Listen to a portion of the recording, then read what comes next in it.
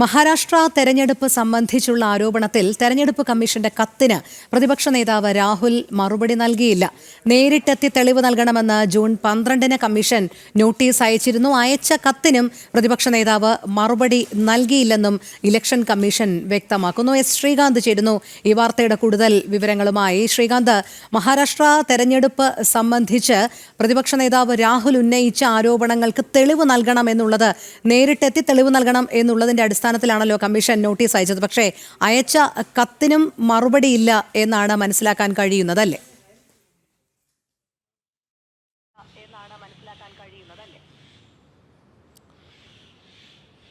ഈ അടിച്ചിട്ടോടുക എന്ന ഒരു പ്രയോഗമുണ്ട്. ഏതാണ്ട് അതേ രീതിയിലുള്ള നടപടിയാണ് രാഹുൽ ഗാന്ധിയുടെ ഭാഗത്തു നിന്നും ഉണ്ടായത് എന്ന് പറയാം. കാരണം മഹാരാഷ്ട്ര തെരഞ്ഞെടുപ്പിൽ ബി ജെ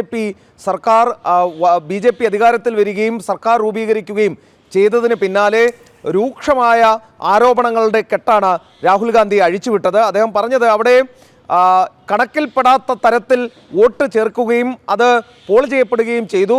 അത് കൃത്യമായ അന്വേഷണം അക്കാര്യത്തിൽ ഉണ്ടാകണം. ബി ജെ പി തെരഞ്ഞെടുപ്പ് മാനിപ്പുലേറ്റ് ചെയ്തു എന്നുള്ളതാണ് അദ്ദേഹം ആരോപണമായി ഉന്നയിച്ചത്. ആ ഘട്ടം മുതൽ തന്നെ തെരഞ്ഞെടുപ്പ് കമ്മീഷൻ അതിൻ്റെ തെളിവുകൾ ചോദിക്കുകയും ചെയ്തിരുന്നു. പക്ഷേ ഒരു തെളിവും അദ്ദേഹം ഹാജരാക്കിയതുമില്ല. അദ്ദേഹം തൻ്റെ ആരോപണങ്ങൾ തുടർന്നുകൊണ്ടിരിക്കുക മാത്രമാണ് ചെയ്തത്. ഇതാ ഏറ്റവും ഒടുവിൽ വരുന്ന വിവരമനുസരിച്ച് തെരഞ്ഞെടുപ്പ് കമ്മീഷൻ ഒരു കത്തയച്ചിരുന്നു ഈ ആരോപണം സംബന്ധിച്ച് മൊഴി നൽകാൻ. ആ കത്തിന് അദ്ദേഹം മറുപടി നൽകിയിട്ടില്ല എന്നാണ് മനസ്സിലാക്കുന്നത്. നേരിട്ട് ഹാജരായി തെളിവ് നൽകണമെന്ന ജൂൺ 12-ന് കമ്മീഷൻ അയച്ച കത്തിനും രാഹുൽ ഗാന്ധി മറുപടി നൽകിയിട്ടില്ല. അതായത് ഒരുപക്ഷെ അദ്ദേഹത്തിന് തന്നെ അതിന് മറുപടി നൽകാൻ സാധിക്കും എന്ന് ഉറപ്പുണ്ടാകില്ല. അതിനാലായിരിക്കാം അദ്ദേഹം ഇതിന് 2 തവണയും ഈ മറുപടി നൽകാതിരുന്നത്. ഇപ്പോഴും വിദേശ രാജ്യങ്ങളിലടക്കം പോകുമ്പോൾ ഈ ഇന്ത്യയിലെ തെരഞ്ഞെടുപ്പ് മാനിപ്പുലേറ്റ് ചെയ്യുന്നു എന്ന തരത്തിൽ ആരോപണങ്ങൾ അദ്ദേഹം ഉന്നയിക്കാറുണ്ട്. മഹാരാഷ്ട്ര തെരഞ്ഞെടുപ്പാണ് രാഹുൽ ഗാന്ധി ഏറ്റവും പ്രധാന ഉദാഹരണമായി ചൂണ്ടിക്കാണിക്കുന്നത്. ശ്രീകാന്ത്, പലപ്പോഴും രാഹുൽ ഇത്തരം പ്രസ്താവനകൾ നടത്തുകയും പിന്നീട് അതിൽ നിന്ന് പിന്മാറുകയും ചെയ്യുന്ന ഒക്കെ ഒരു നടപടി നമ്മൾ ശ്രദ്ധിച്ചിട്ടുണ്ടല്ലോ. ഇപ്പോൾ മോദി നാമധാരികളൊക്കെ എങ്ങനെയാണ് എന്നുള്ളതടക്കം തുടങ്ങി പലപ്പോഴും പ്രകോപനപരമായ രീതിയിൽ പല പ്രസ്താവനകളും രാഹുൽ നടത്തുന്നു. എന്നിട്ട് അതിൽ ഒരു തെളിവെടുപ്പിനോ അല്ലെങ്കിൽ അതിൻ്റെ നിയമവിധേയമായിട്ടുള്ള തുടർ നടത്തിപ്പിനോ ഒക്കെ വിളിക്കുമ്പോൾ അതിൽ നിന്ന് നേരത്തെ ശ്രീകാന്ത് തന്നെ പറഞ്ഞ പോലെ മുങ്ങി നടക്കുന്ന ഒരു പ്രവണത. എന്തുകൊണ്ടാണ് ഇത്രയും അടിസ്ഥാനരഹിതമായ ആരോപണങ്ങളും പ്രസ്താവനകളും ഒക്കെ രാജ്യത്തിൻ്റെ ഒരു പ്രതിപക്ഷ നേതാവിൻ്റെ ഭാഗത്തു നിന്ന് വരുന്നത്?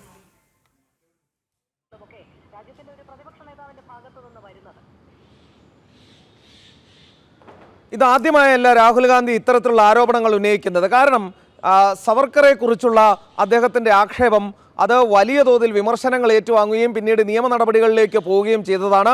അതോടൊപ്പം തന്നെ മോദി സമുദായത്തിനെതിരെ നടത്തിയ ആക്ഷേപം ഉണ്ടായിരുന്നു. കോൺഗ്രസിന് തിരിച്ചടിയേൽക്കുന്ന തെരഞ്ഞെടുപ്പുകളിലെല്ലാം തന്നെ രാഹുൽ ഗാന്ധി ഉന്നയിക്കുന്ന ആരോപണം തെരഞ്ഞെടുപ്പ് മാനിപ്പുലേറ്റ് ചെയ്തു എന്നുള്ളത് തന്നെയാണ്. അത് ഒരു തെരഞ്ഞെടുപ്പോ 2 തെരഞ്ഞെടുപ്പോ അല്ല.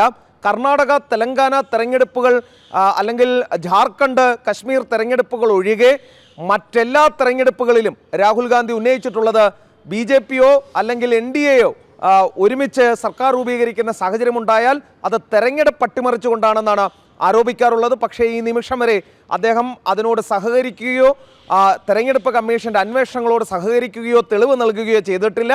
ഞാൻ നേരത്തെ പറഞ്ഞതുപോലെ ഒരു നാടൻ ചൊല്ലുണ്ട്, അടിച്ചിട്ടോടുക എന്നുള്ളത്. അത്തരത്തിലുള്ള പ്രവൃത്തിയാണ് രാഹുൽ ഗാന്ധി ചെയ്തത് എന്ന് വേണമെങ്കിൽ പറയാം. കാരണം തെരഞ്ഞെടുപ്പ് കമ്മീഷനെ പോലെയുള്ള ഒരു ഭരണഘടനാ സ്ഥാപനത്തെ സംശയത്തിൻ്റെ നിഴലിൽ നിർത്തുക എന്നുള്ളതാണ് രാഹുൽ ഗാന്ധി ചെയ്യുകയുണ്ടായത്. പക്ഷേ ആ സംശയം ദൂരീകരിക്കാൻ ഞങ്ങൾ തയ്യാറാണ് എന്ന് തെരഞ്ഞെടുപ്പ് കമ്മീഷൻ പറഞ്ഞിട്ടും അതിനോട് സഹകരിക്കാൻ ആരോപണം ഉന്നയിച്ചയാൾ ഇതുവരെയും തയ്യാറായിട്ടില്ല. ശരി, ശ്രീകാന്താണ് വിവരങ്ങൾ നൽകിയത്.